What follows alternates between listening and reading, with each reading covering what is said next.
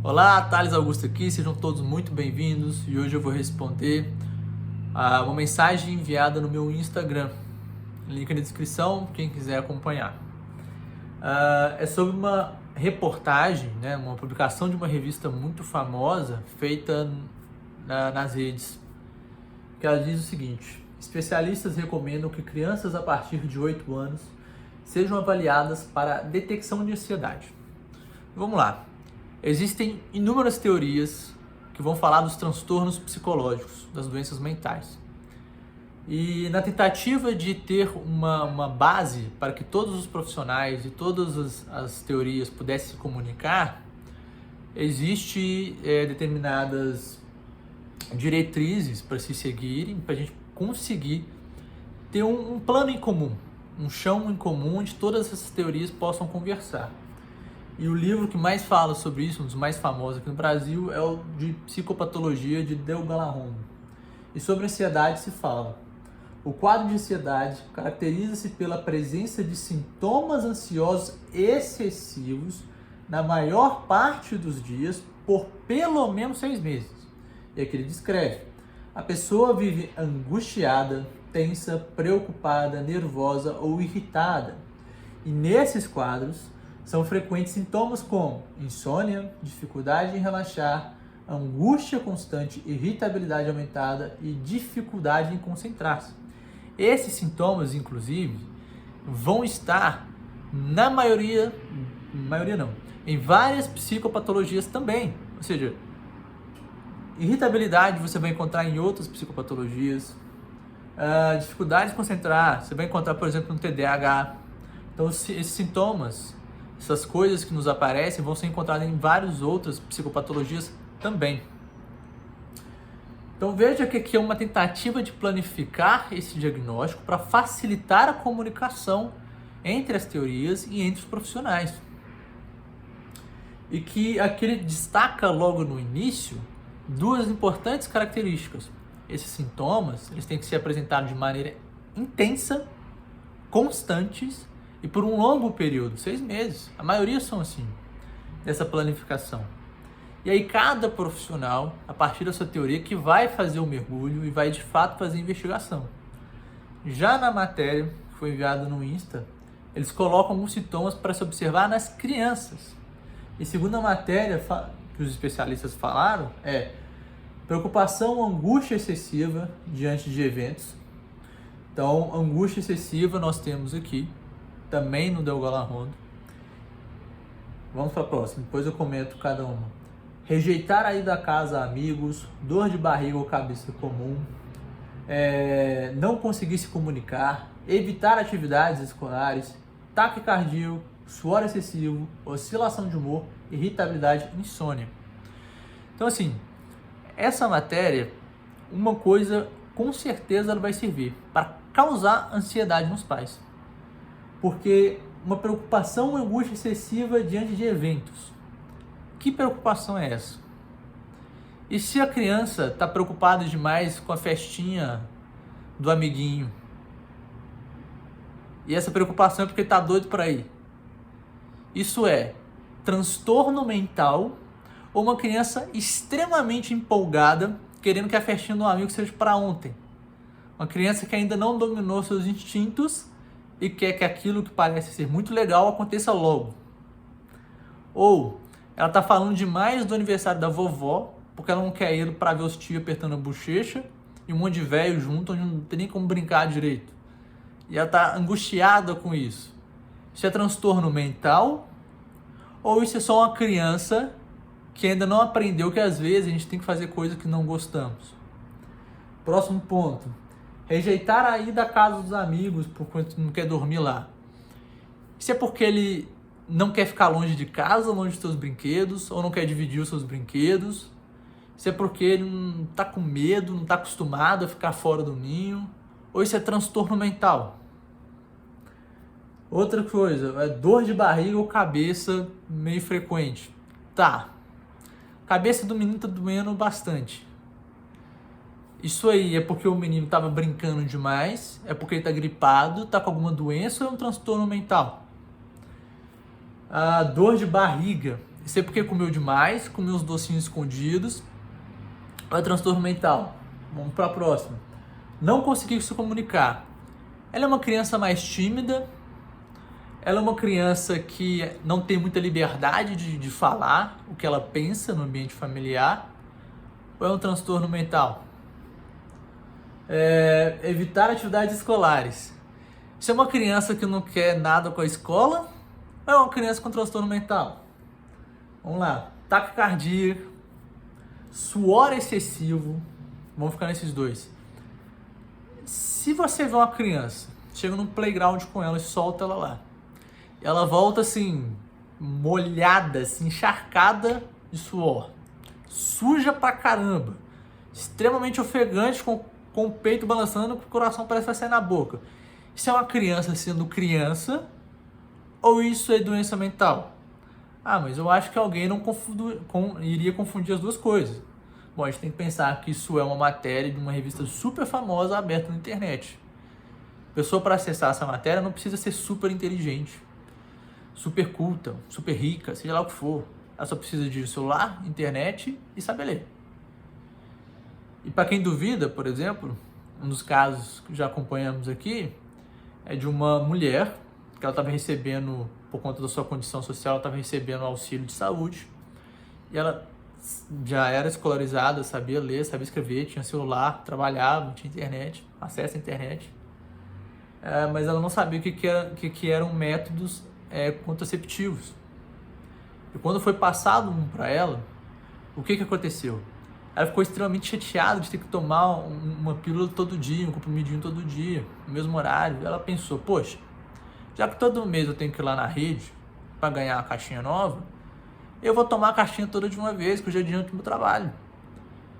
Depois desse pensamento, ela teve que ser encaminhada com urgência para o pronto-socorro para ser desintoxicada.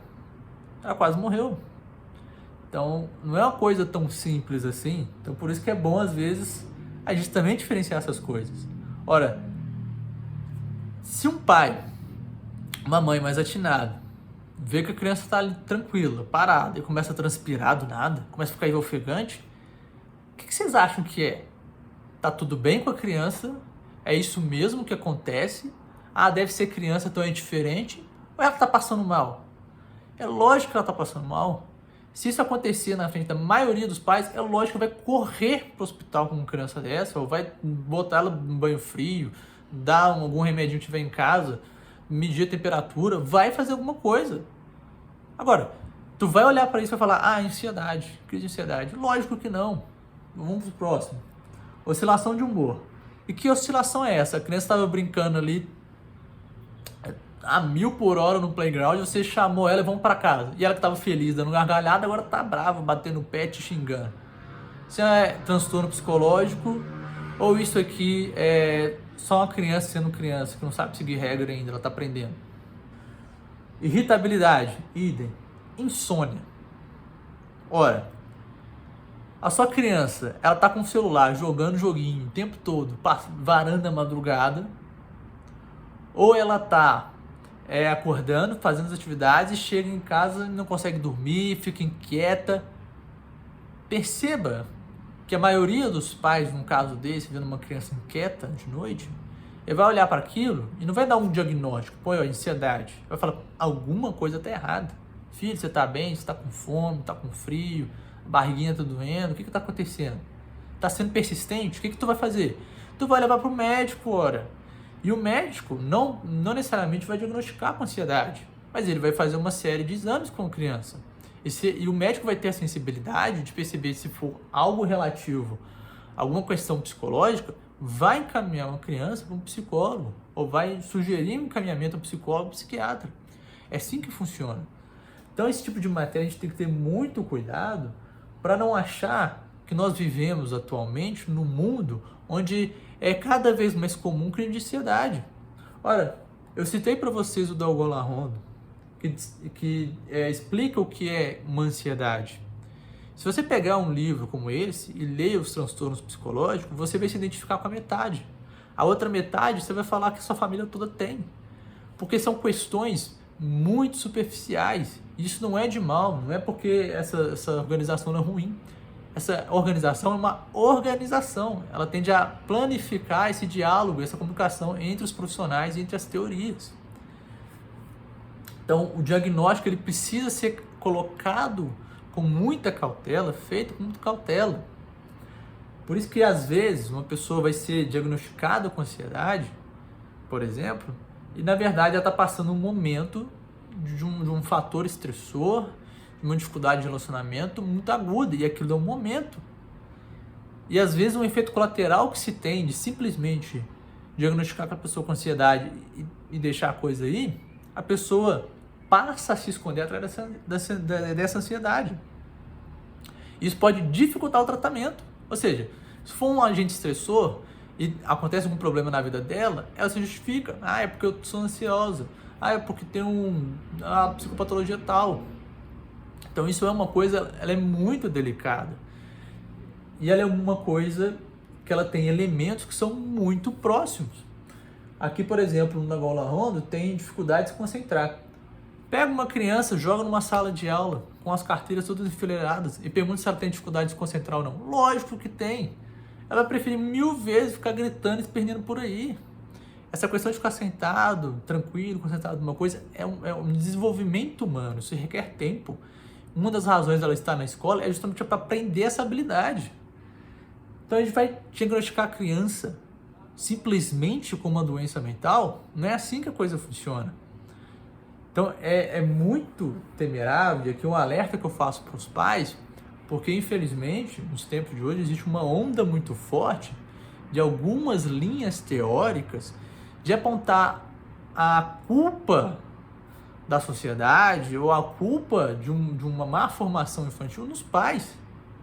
E que os pais não têm capacidade de cuidar dos filhos. E aí jogam uma série de coisas como essa, que podem ser confundidas muito facilmente, ou argumenta uma coisa que é óbvia, que cuidar de filho é difícil, e sempre vai ser, nunca vai ser fácil, para tentar tirar dos pais a responsabilidade. E não tem nada pior do que numa estrutura psicológica, quando você arranca dessa estrutura a formação de pai e de mãe, que não necessariamente tem a ver com homem e mulher, etc., mas tem essas figuras de referência. Quando você as tira e encaminha para determinadas segmentações, segmentos de determinados especialistas, você está tirando algo muito vital dessa criança. E veja, isso não é um discurso contra os especialistas. Eles são extremamente importantes. Ora, uma criança com um suor excessivo do nada, com ataque cardíaco, com insônia, sem nenhuma causa, como, sei lá, ficar a madrugada toda no celular ali, pô, é lógico que isso é problemático, é lógico que você precisa de um acompanhamento próximo, de profissional. Meu ponto principal é pais e mães. Sejam pais e mães. Outro caso que eu peguei recente, uma criança diagnosticada com TDAH. O pai e a mãe do lado dessa criança era tipo, oi filho, tudo bem? Você quer isso? Você quer aquilo? Como se o filho estivesse em um estado terminal de doença.